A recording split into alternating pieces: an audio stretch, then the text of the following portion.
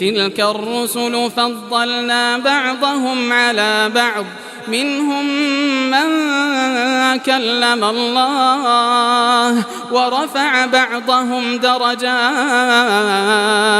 وآتينا عيسى ابن مريم البينات وأيدناه بروح القدس ولو شاء الله ما اقتتل الذين من بعدهم من بعد ما جاءتهم البينات ولكن اختلفوا فمنهم من آمن ومنهم من كفر ولو شاء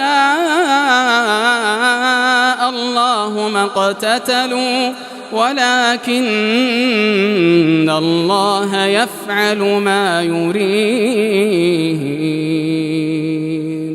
يا أيها الذين آمنوا أنفقوا مما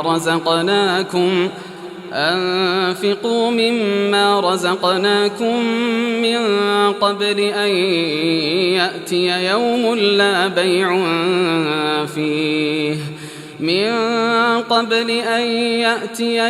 لا بيع فيه ولا خلة ولا شفاعة والكافرون هم الظالمون. الله لا إله إلا هو الحي القيوم لا تأخذه سنة ولا نوم له ما في السماوات وما في الأرض من ذا الذي يشفع عنده إلا بإذنه يعلم ما بين أيديهم وما خلفهم ولا يحيطون بشيء من علمه إلا بما شاء وسع كرسيه السماوات والأرض ولا يؤوده حفظهما وهو العلي العظيم. لا إكراه في الدين قد تبين الرشد من الغي فمن يكفر بالطاغوت ويؤمن بالله فقد استمسك بالعروة الوثقى لا انفصام لها والله سميع عليم. الله ولي الذين آمنوا يخرجهم من الظلمات إلى النور والذين كفروا أولياؤهم الطاغوت يخرجونهم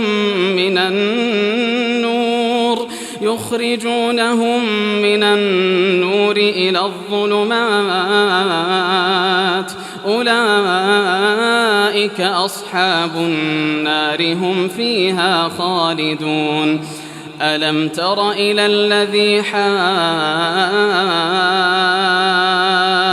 إبراهيم في ربه أن آتاه الله الملك إذ قال إبراهيم ربي الذي يحيي ويميت قال أنا أحيي وأميت قال إبراهيم فإن الله يأتي بالشمس من المشرق فأت بها من المغرب فبهت الذي كفر والله لا يهدي القوم الظالمين.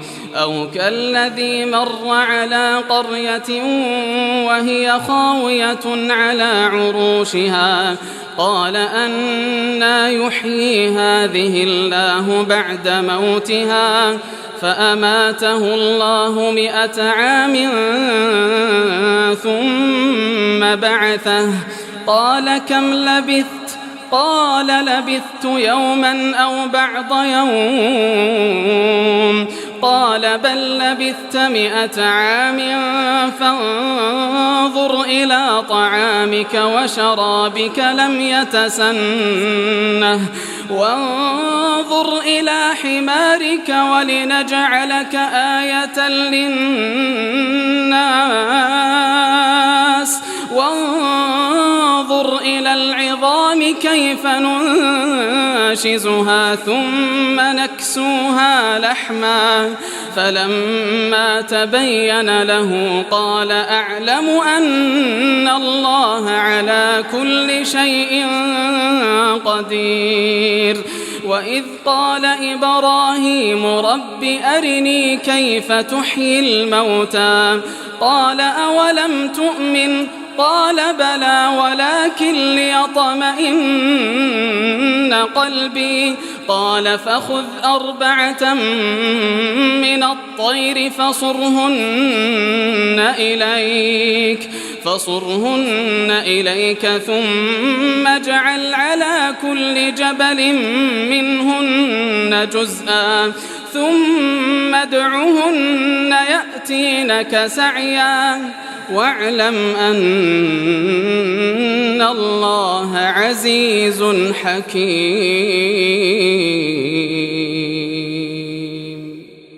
مثل الذين ينفقون أموالهم في سبيل الله كمثل حبة أنبتت 7 سنابل في كل سنبلة 100 حبة والله يضاعف لمن يشاء والله واسع عليم الذين ينفقون أموالهم في سبيل الله ثم لا يتبعون ما أنفقوا منا ولا أذى لهم أجرهم عند ربهم ولا خوف عليهم ولا هم يحزنون قول معروف ومغفرة خير من صدقة يتبعها أذى والله غني حليم يا أيها الذين آمنوا لا تبطلوا صدقاتكم بالمن والأذى كالذي ينفق ماله رئاء الناس ولا يؤمن بالله واليوم الآخر فمثله كمثل صفوان عليه تراب فأصابه وابل فتركه صلدا لا يقدرون على شيء مما كسبوا والله لا يهدي القوم الكافرين ومثل الذين ينفقون أموالهم ابتغاء مرضات الله وتثبيتا من أنفسهم كمثل جنة بربوة أصابها وابل فآتت أكلها ضعفين فإن لم يصبها وابل فطل والله بما تعملون بصير أيود أحدكم أن تكون له جنة من نخيل وأعناب تجري من تحتها الأنهار له فيها من كل الثمرات وأصابه الكبر وله ذرية ضعفاء فأصابها إعصار فيه نار فاحترقت كذلك يبين الله لكم الآيات لعلكم تتفكرون يا أيها الذين آمنوا أنفقوا من طيبات ما كسبتم ومما أخرجنا لكم من الأرض ولا تيمموا الخبيث منه تنفقون ولستم بآخذيه إلا أن تغمضوا فيه واعلموا أن الله غني حميد. الشيطان يعدكم الفقر ويأمركم بالفحشاء والله يعدكم مغفرة منه وفضلا والله واسع عليم. يؤتي الحكمة من يشاء ومن يؤت الحكمة فقد أوتي خيرا كثيرا وما يذكر إلا أولو الألباب. وما أنفقتم من نفقة أو نذرتم من نذر فإن الله يعلمه وما للظالمين من أنصار. إن تبدوا الصدقات فنعما هي وإن تخفوها وتؤتوها الفقراء فهو خير لكم ويكفر عنكم من سيئاتكم والله بما تعملون خبير. ليس عليك هداهم ولكن الله يهدي من يشاء وما تنفقوا من خير فلأنفسكم وما تنفقون إلا ابتغاء وجه الله وما تنفقوا من خير يوفى إليكم وأنتم لا تظلمون. للفقراء الذين أحصروا في سبيل الله لا يستطيعون ضربا في الأرض يحسبهم الجاهل أغنياء من التعفف تعرفهم بسيماهم لا يسألون الناس إلحافا وما تنفقوا من خير فإن الله به عليم. الذين ينفقون أموالهم بالليل والنهار سرا وعلانية فلهم أجرهم عند ربهم ولا خوف عليهم ولا هم يحزنون.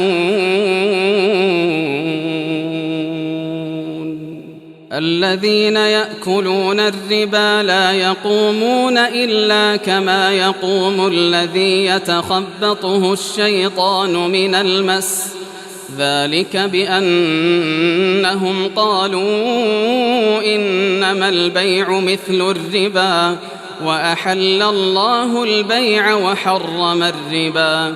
فمن جاءه موعظة من ربه فانتهى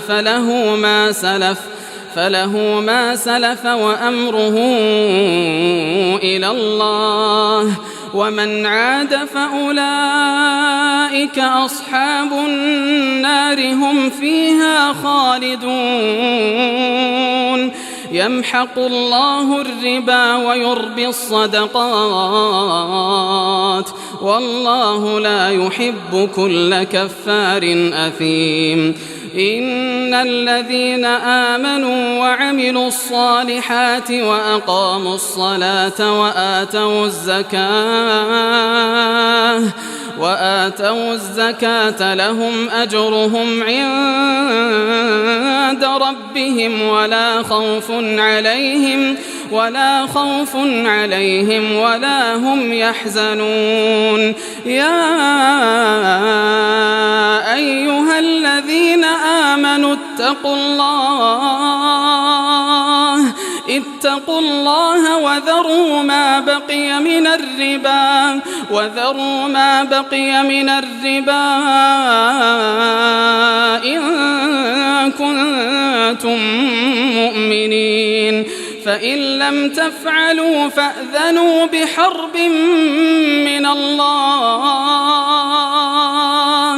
فإن لم تفعلوا فأذنوا بحرب من الله ورسوله وإن تبتم فلكم رؤوس أموالكم لا تظلمون ولا تظلمون وإن كان ذو عسرة فنظرة إلى ميسرة وأن تصدقوا خير لكم إن كنتم تعلمون واتقوا يوما ترجعون فيه إلى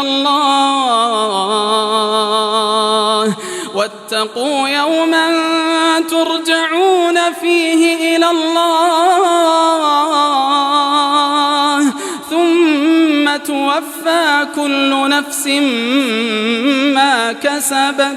ثم توفى كل نفس ما كسبت وهم لا يظلمون يا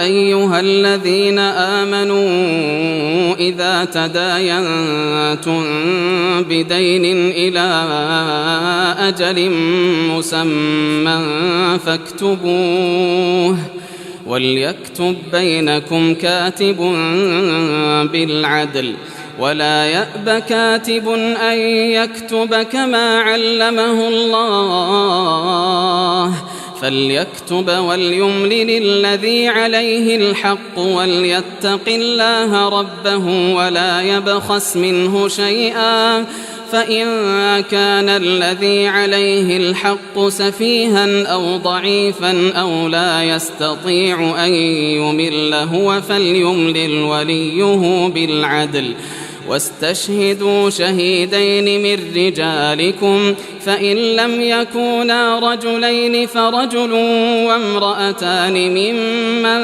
ترضون من الشهداء أن تضل إحداهما فتذكر إحداهما الأخرى ولا يأبى الشهداء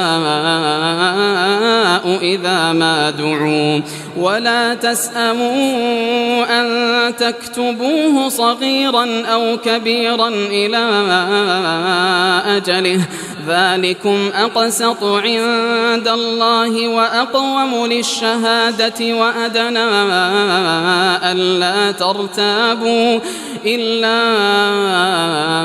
أن تكون تجارة حاضرة تديرونها بينكم فليس عليكم جناح ألا تكتبوها وأشهدوا إذا تبايعتم ولا يضار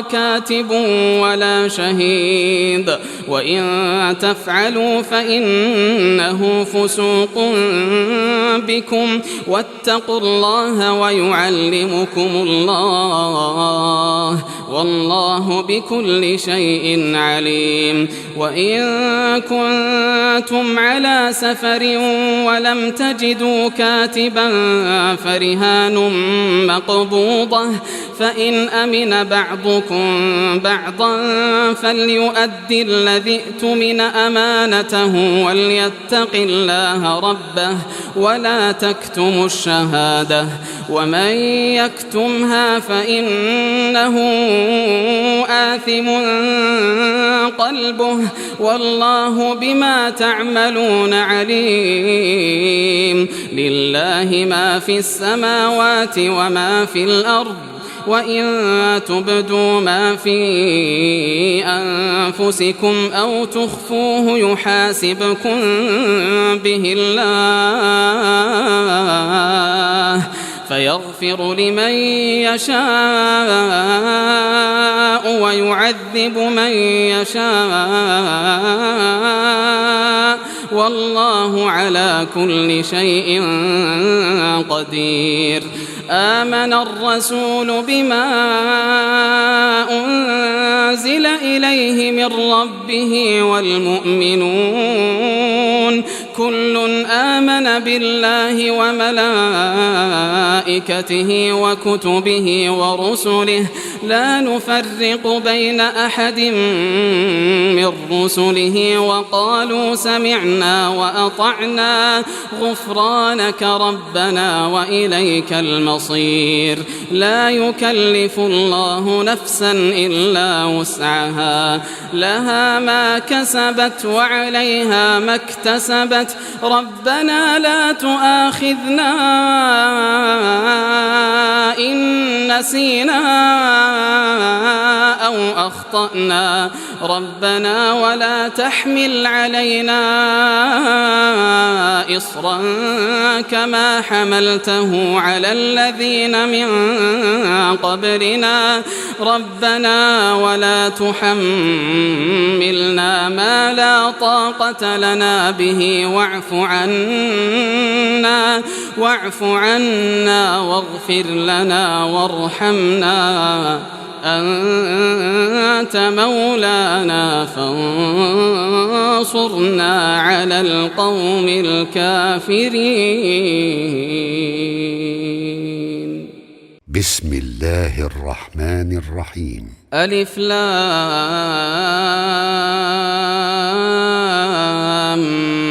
ميم الله لا إله إلا هو الحي القيوم نزل عليك الكتاب بالحق مصدقا لما بين يديه وأنزل التوراة والإنجيل من قبل هدى للناس وأنزل الفرقان إن الذين كفروا بآيات الله لهم عذاب شديد والله عزيز ذو انتقام إن الله لا يخفى عليه شيء في الأرض ولا في السماء هو الذي يصوركم في الأرحام كيف يشاء لا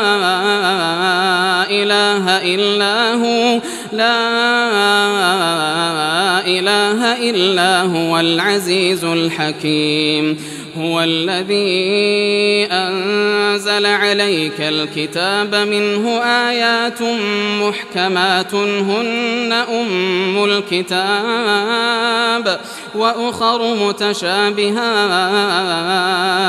فأما الذين في قلوبهم زيغ فيتبعون ما تشابه منه ابتغاء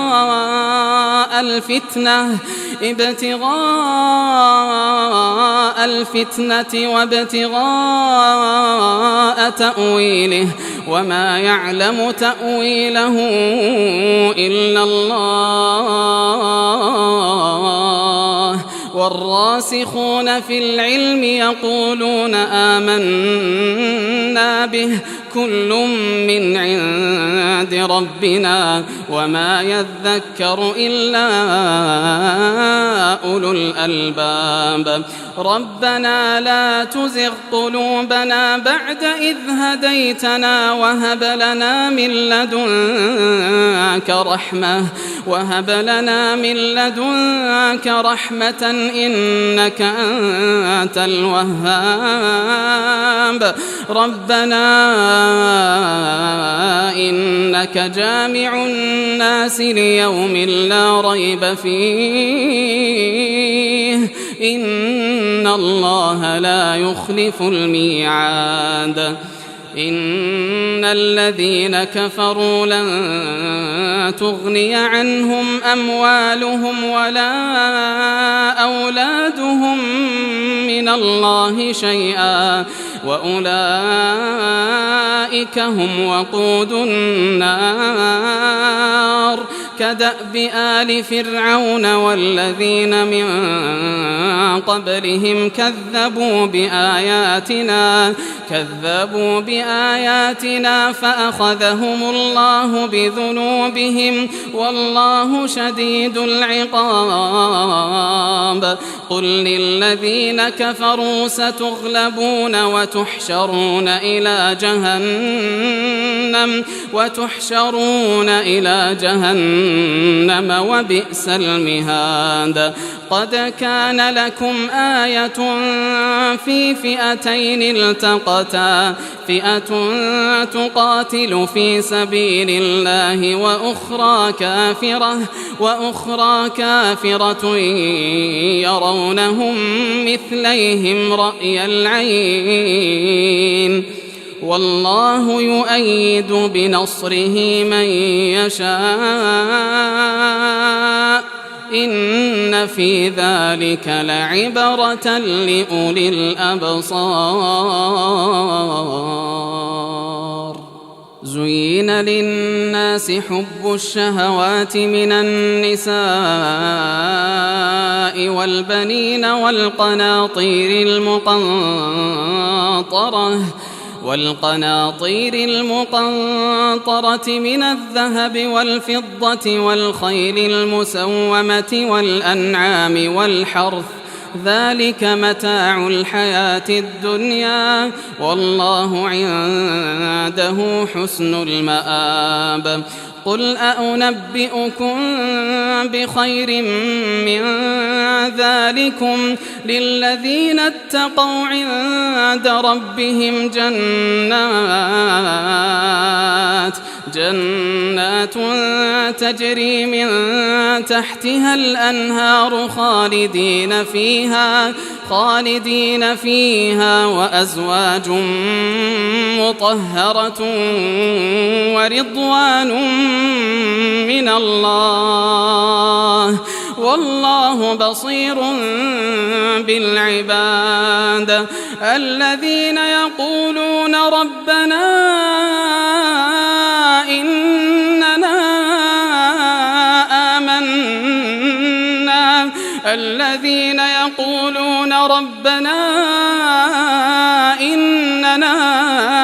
آمنا فاغفر لنا ذنوبنا وقنا عذاب النار. الصابرين والصادقين والقانتين والمنفقين والمستغفرين بالأسحار. شهد الله أنه لا إله إلا هو والملائكة وأولو العلم قائما بالقسط لا إله إلا هو العزيز الحكيم. إن الدين عند الله الإسلام وما اختلف الذين أوتوا الكتاب إلا من بعد ما جاءهم العلم بغيا بينهم ومن يكفر بآيات الله فإن الله سريع الحساب. فإن حاجوك فقل أسلمت وجهي لله ومن اتبعن وقل للذين أوتوا الكتاب والأميين أأسلمتم فإن أسلموا فقد اهتدوا وإن تولوا فإنما عليك البلاغ والله بصير بالعباد. إن الذين يكفرون بآيات الله ويقتلون النبيين ويقتلون النبيين بغير حق ويقتلون الذين يأمرون بالقسط من الناس فبشرهم بعذاب أليم. أولئك الذين حبطت أعمالهم في الدنيا والآخرة وما لهم من ناصرين. ألم تر إلى الذين أوتوا نصيبا من الكتاب يدعون إلى كتاب الله ليحكم بينهم ثم يتولى فريق منهم وهم معرضون. ذلك بأنهم قالوا لن تمسنا النار إلا أياما معدودات وغرهم في دينهم ما كانوا يفترون. فكيف إذا جمعناهم ليوم لا ريب فيه ووفيت كل نفس ما كسبت فكيف إذا جمعناهم ليوم لا ريب فيه ووفيت كل نفس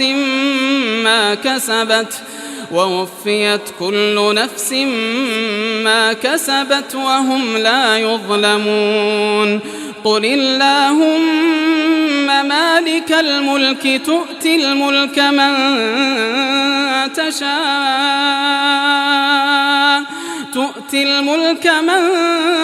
تشاء وتنزع الملك ممن تشاء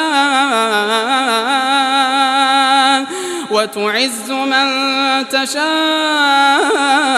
وتذل من تشاء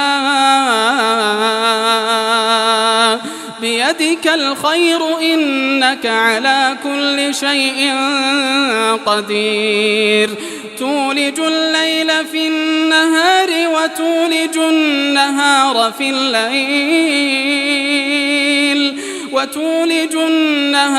في الليل وتخرج الحي من الميت وتخرج الميت من الحي وترزق من تشاء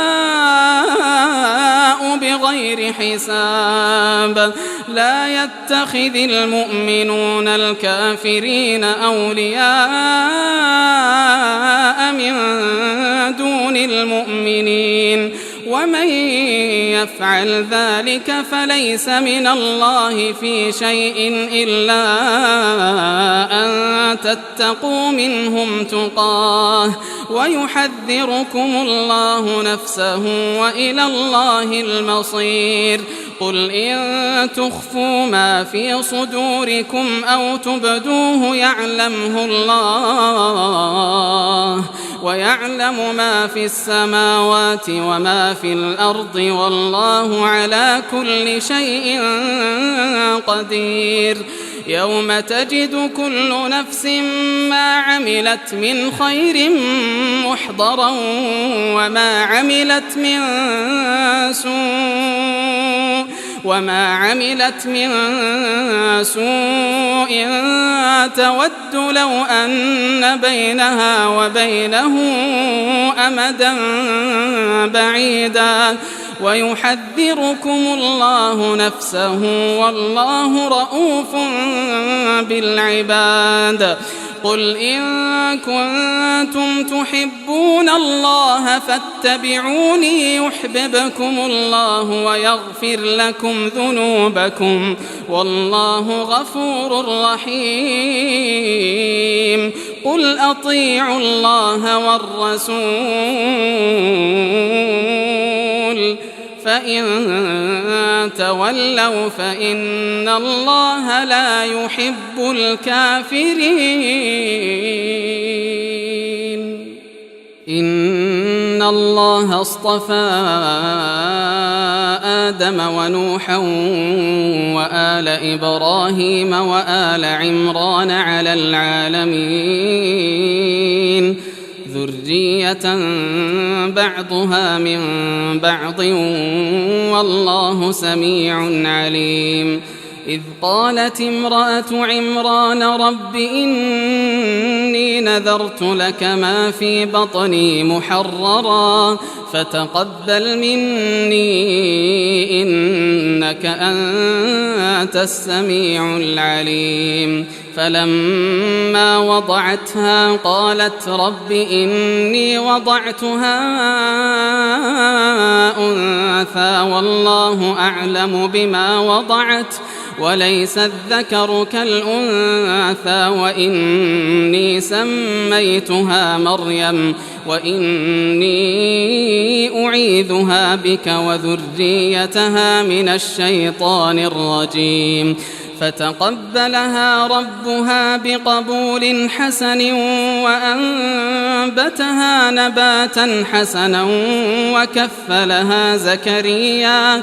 كلما دخل عليها زكريا المحراب وجد عندها رزقا قال يا مريم أنى لك هذا؟ قالت هو من عند الله إن الله يرزق من يشاء بغير حساب. هنالك دعا زكريا ربه قال رب هب لي من لدنك ذرية طيبة إنك سميع الدعاء. فنادته الملائكة وهو قائم يصلي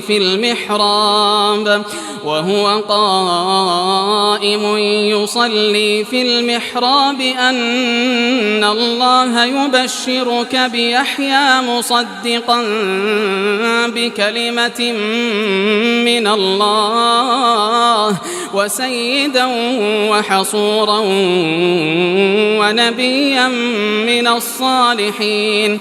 قال رب أنى يكون لي غلام وقد بلغني الكبر وامرأتي عاقر؟ قال كذلك الله يفعل ما يشاء. قال رب اجعل لي آية. قال آيتك ألا تكلم الناس 3 أيام إلا رمزا واذكر ربك كثيرا وسبح بالعشي والإبكار. وإذ قالت الملائكة يا مريم إن الله اصطفاك وطهرك واصطفاك على نساء العالمين. يا مريم اقنتي لربك واسجدي واركعي مع الراكعين. ذلك من أنباء الغيب نوحيه إليك وما كنت لديهم إذ يلقون أقلامهم أيهم يكفل مريم وما كنت لديهم إذ يختصمون. إذ قالت الملائكة يا مريم إن الله يبشرك بكلمة منه اسمه المسيح عيسى بن مريم وجيها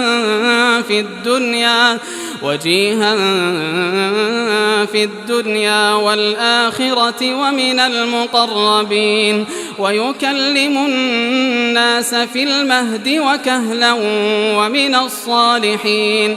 قالت رب أنى يكون لي ولد ولم يمسسني بشر؟ قال كذلك الله يخلق ما يشاء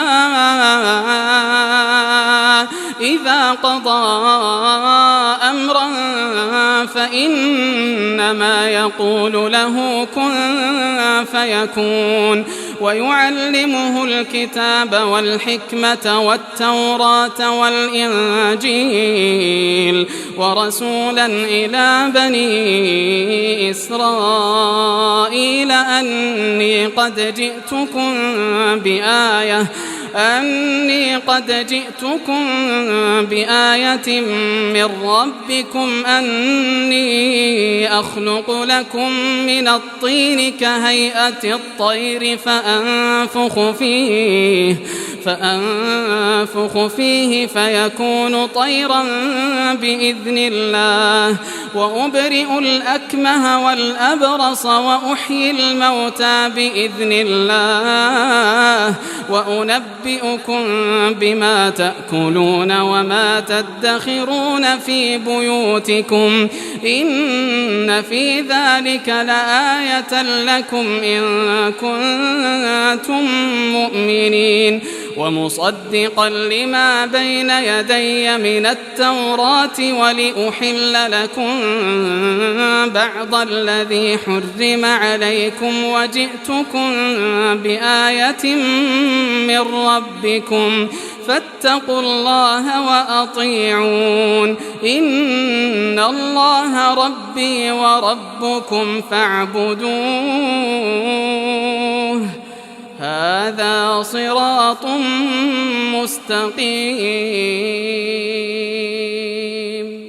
فلما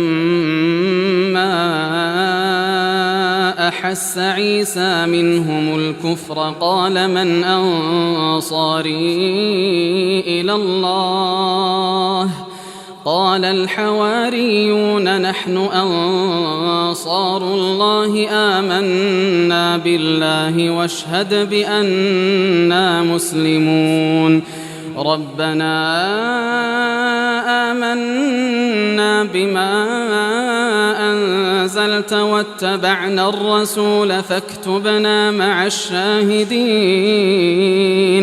ومكروا ومكر الله والله خير الماكرين إذ قال الله يا عيسى إني متوفيك ورافعك إلي ومطهرك من الذين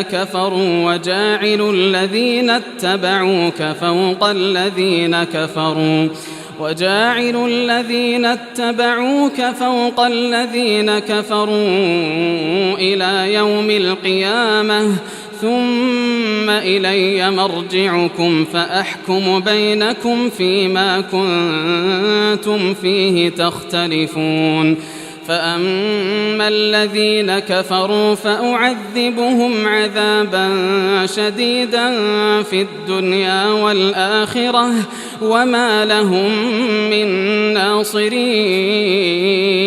وأما الذين آمنوا وعملوا الصالحات فيوفيهم أجورهم والله لا يحب الظالمين ذلك نتلوه عليك من الآيات والذكر الحكيم إن مثل عيسى عند الله كمثل آدم خلقه من تراب ثم قال له كن فيكون الحق من ربك فلا تكن من الممترين فمن حاجك فيه من بعد ما جاءك من العلم فقل تعالوا ندع أبناءنا وأبناءكم ونساءنا ونساءكم وأنفسنا وأنفسكم ثم نبتهل فنجعل لعنة الله على الكاذبين إن هذا لهو القصص الحق وما من إله إلا الله وإن الله لهو العزيز الحكيم فإن تولوا فإن الله عليم بالمفسدين قل يا أهل أهل الكتاب تعالوا إلى كلمة سواء بيننا وبينكم ألا نعبد إلا الله ولا نشرك به شيئا ولا يتخذ بعضنا بعضا أربابا من دون الله فإن تولوا فقولوا اشهدوا بأننا مسلمون. يا أهل الكتاب لم تحاجون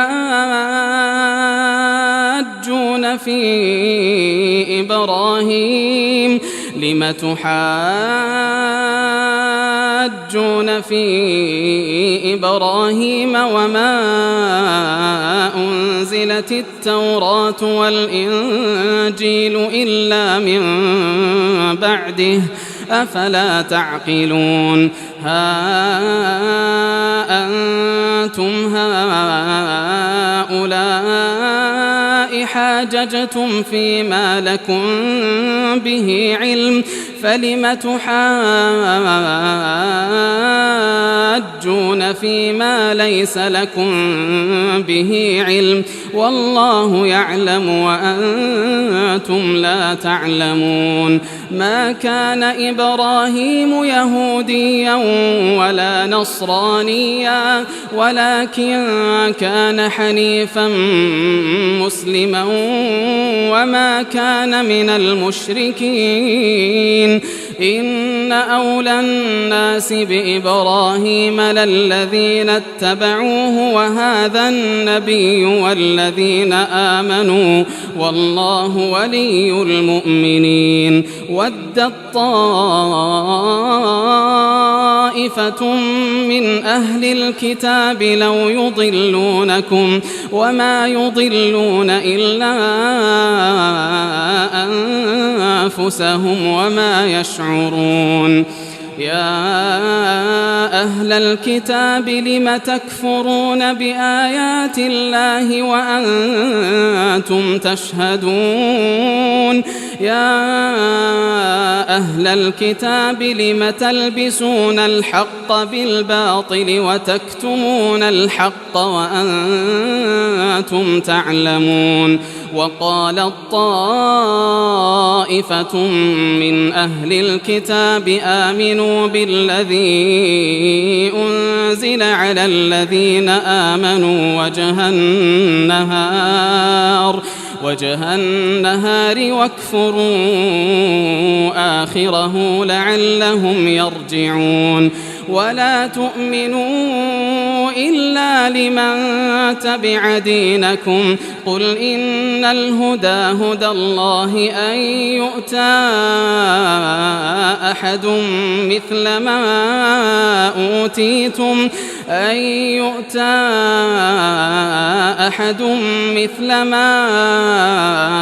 أوتيتم أو يحاجوكم عند ربكم قل إن الفضل بيد الله يؤتيه من يشاء والله واسع عليم. يختص برحمته من يشاء والله ذو الفضل العظيم. ومن أهل الكتاب من إن تأمنه بقنطار يؤده إليك ومنهم من إن تأمنه بدينار لا يؤده إليك إلا ما دمت عليه قائما ذلك بأنهم قالوا ليس علينا في الأميين سبيل ويقولون على الله الكذب وهم يعلمون بلى من أوفى بعهده واتقى فإن الله يحب المتقين. إن الذين يشترون بعهد الله وأيمانهم ثمنا قليلا أولئك لا خلاق لهم في الآخرة ولا يكلمهم الله ولا ينظر إليهم يوم القيامة ولا يزكيهم ولهم عذاب أليم. وإن منهم لفريقا يلوون ألسنتهم بالكتاب لتحسبوه من الكتاب وما هو من الكتاب ويقولون هو من عند الله وما هو من عند الله ويقولون على الله الكذب وهم يعلمون. ما كان لبشر أن يؤتيه الله الكتاب والحكم والنبوة ثم يقول للناس كونوا عبادا لي من دون الله ولكن كونوا ربانيين بما كنتم تعلمون الكتاب وبما كنتم تدرسون. ولا يأمركم أن تتخذوا الملائكة والنبيين أربابا أيأمركم بالكفر بعد إذ أنتم مسلمون. وإذ أخذ الله ميثاق النبيين لما آتيتكم من كتاب وحكمة ثم جاءكم رسول مصدق لما معكم لتؤمنن به ولتنصرنه قال أأقررتم وأخذتم على ذلكم إصري قالوا أقررنا قال فاشهدوا وأنا معكم من الشاهدين. فمن تولى بعد ذلك فأولئك هم الفاسقون. أفغير دين الله يبغون وله أسلم من في السماوات والأرض طوعا وكرها وإليه يرجعون. قل آمنا بالله وما أنزل علينا وما أنزل على إبراهيم وإسماعيل وإسحاق ويعقوب والأسباط وما أوتي موسى وعيسى والنبيون من ربهم لا نفرق بين أحد منهم ونحن له مسلمون.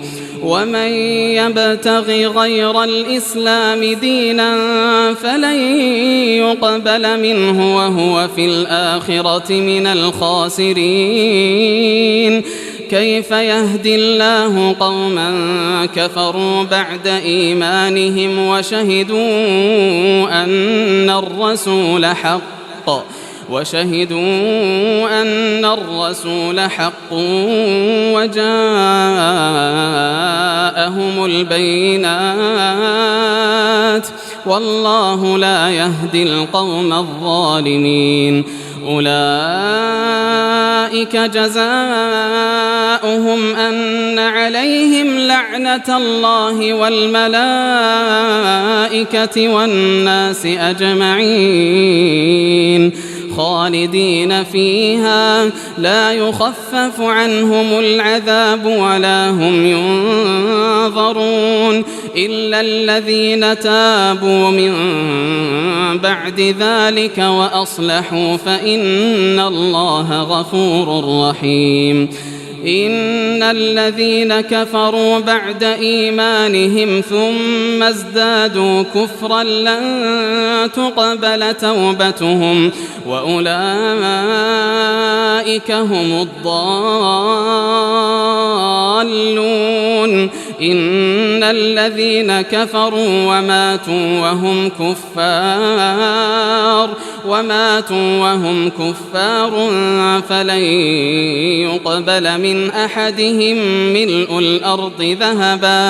فلن يقبل من أحدهم ملء الأرض ذهبا ولو افتدى به أولئك لهم عذاب أليم وما لهم من ناصرين